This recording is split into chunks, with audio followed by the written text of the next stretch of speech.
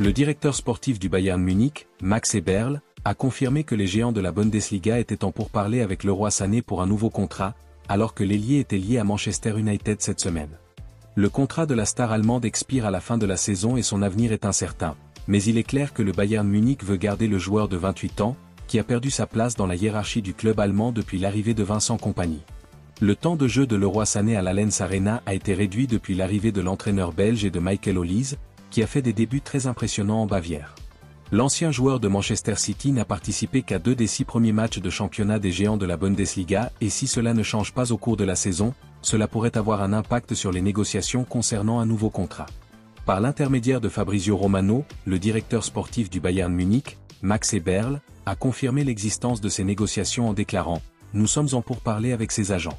Nous annoncerons une décision lorsqu'il y aura quelque chose à annoncer.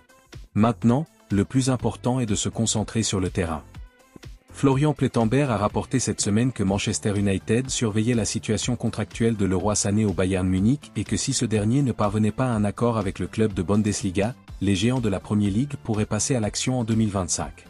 Il reste à voir si l'ancienne star de Manchester City serait prête à rejoindre les rivaux des champions de Premier League, mais du point de vue de Manchester United, l'ajout du joueur de 28 ans sur un transfert gratuit serait une excellente affaire. Selon The Mirror, Zinedine Zidane est l'un des managers visés par Manchester United si Erik ten Hag est licencié. Les Red Devils ont été snobés par Thomas Tuchel qui est devenu le nouveau manager de l'équipe nationale d'Angleterre. Le manager allemand a été associé à un transfert à Old Trafford au cours de l'été lorsqu'Erik ten Hag a semblé proche d'être licencié, mais la hiérarchie de Manchester United a fait confiance au manager néerlandais après que les discussions avec Thomas Tuchel se soient terminées sans qu'un accord ait été trouvé. Alors que les géants de la Premier League connaissent à nouveau des difficultés cette saison et occupent actuellement la 14e place du championnat, ils ont été associés à un transfert du légendaire entraîneur du Real Madrid, Zinedine Zidane. Le Français a mené les géants de la Liga à 2 titres de champion et 3 victoires en Ligue des Champions au cours d'une période très réussie à Santiago Bernabéu. Il est actuellement sans emploi, mais Manchester United pourrait être le grand poste qu'il attend pour reprendre sa carrière de manager. Les Red Devils n'ont remporté que 3 matchs sur leurs 10 premières rencontres toutes compétitions confondues cette saison et il est particulièrement surprenant de constater que cela s'est produit après d'importants investissements dans l'équipe, une fois de plus, au cours de la période de transfert de l'été. Les prochains matchs de Manchester United contre Brentford en Premier League et Fenerbahçe en Europa League pourraient s'avérer cruciaux pour décider de l'avenir de Erik ten Hag à Old Trafford. Malgré la perte de Thomas Tuchel, les géants de la Premier League peuvent encore nommer quelques-uns des meilleurs managers du monde. Zinedine Zidane est l'un d'entre eux et son expérience et sa perspicacité tactique sont reconnus dans le monde entier. Le rapport mentionne également l'actuel directeur adjoint Ruud van Nistelrooy comme l'une des options pour succéder à Erik ten Hag au club, ainsi que l'ancien sélectionneur de l'Angleterre Gareth Southgate, qui a des admirateurs au sein du club. Il reste à voir ce que l'avenir réserve à Erik ten Hag et s'il est capable de sortir de la crise actuelle au club. La situation va devenir encore plus difficile pour lui après que le club a confirmé que Kobbie Mainoo et Harry Maguire seront absents pour quelques semaines. Zinedine Zidane pourrait être l'homme idéal pour ramener le club au sommet grâce à son expérience et au respect qu'il inspire. Pour sa 3e saison au club, Erik ten Hag a eu du mal à changer le destin de l'équipe, même s'il l'a mené à la victoire en League Cup et en FA Cup. Manchester United est également sur les rangs pour recruter Eddie Howe, le manager de Newcastle United. Toutes les semaines, ils sont liés à un nouveau manager, ce qui va mettre plus de pression sur Erik ten Hag et rendre son travail encore plus difficile. Selon Talksport, le FC Barcelone et le Bayern Munich ont rejoint le Real Madrid dans la course au défenseur de Liverpool Trent Alexander-Arnold. L'international anglais est entré dans la dernière année de son contrat à Anfield et son avenir à long terme au club reste incertain. C'est le Real Madrid qui s'est montré le plus intéressé par la signature du joueur qui sera libre à la fin de la saison. Liverpool a entamé des discussions avec le latéral droit, mais n'a pas encore trouvé d'accord avec lui. Début janvier, la star de Liverpool pourra négocier un contrat de pré-accord avec d'autres clubs, ce qui serait un coup dur pour le club de Merseyside.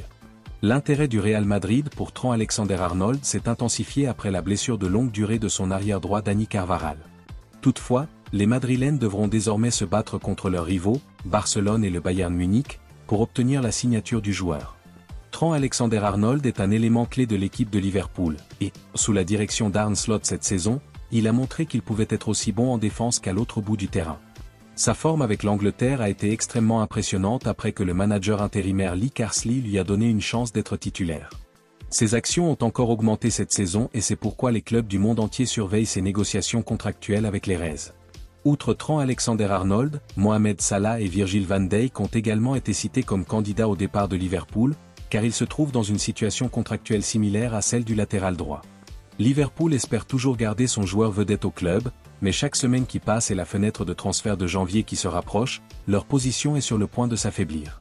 Les Reds font des plans pour la vie sans leur joueur vedette, juste au cas où ils quitteraient le club. Selon TBR Football, l'attaquant du Paris Saint-Germain Randal Kolo Muani a été proposé à Arsenal. L'attaquant français n'est pas le premier choix du Paris Saint-Germain et Luis Enrique a préféré Gonçalo Ramos dans son attaque. La seule raison pour laquelle Randal Kolo Muani a obtenu du temps de jeu est que Gonçalo Ramos a été indisponible en raison d'une grave blessure.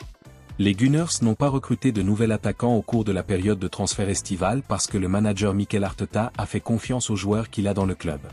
Kai Havertz a poursuivi sa brillante progression de la saison dernière, tandis que Leandro Trossard a de nouveau fait sentir sa présence. Le seul souci en attaque est Gabriel Jesus, qui a connu des problèmes de condition physique et qui, chaque fois qu'il a eu l'occasion de jouer pour le club, n'a pas réussi à impressionner. Outre Arsenal, Randal Kolo Muani a été proposé à d'autres clubs de Premier League, dont Manchester City, Manchester United, Chelsea, Aston Villa et Newcastle. Randal Kolo Muani est l'un des nombreux joueurs marginaux du Paris Saint-Germain dont le manager cherche à se débarrasser rapidement. Le joueur a été recruté par les géants français pour 85 millions d'euros, mais ils sont maintenant prêts à accepter une perte sur leur investissement. Le rapport mentionne que l'attaquant international français pourrait être autorisé à quitter le club sous forme de prêt dans un premier temps et que le Paris Saint-Germain pourrait ensuite le rendre disponible pour un transfert permanent. Randal Kolo Muani n'a commencé que 2 matchs de championnat cette saison, ce qui montre clairement qu'il ne fera pas partie des plans de Luis Enrique pour l'avenir.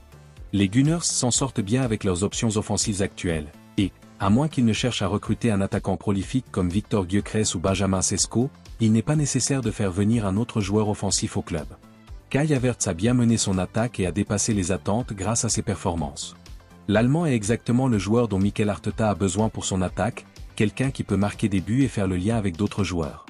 Même si les Gunners parviennent à recruter l'attaquant du Paris Saint-Germain, il ne viendra au club qu'en tant qu'option d'appoint et non comme un joueur qui serait directement titularisé.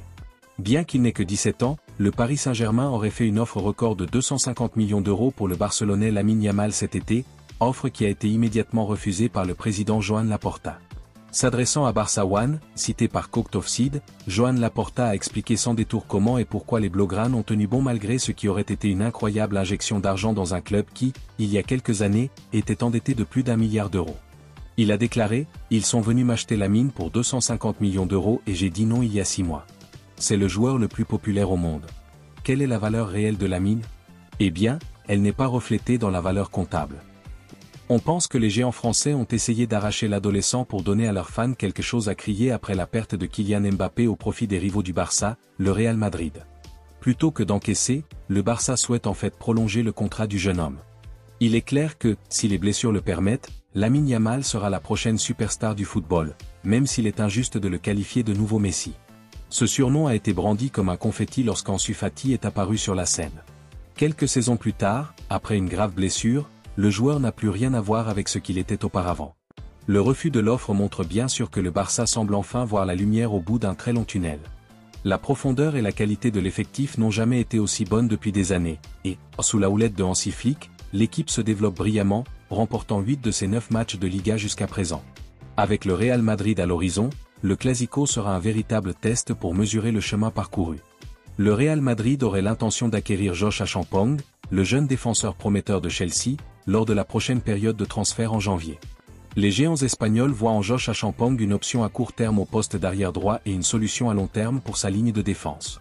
Selon The Independent, le Real Madrid admire depuis longtemps Josh Achampong, mais la longue blessure au genou de Dani Carvajal a accéléré sa quête.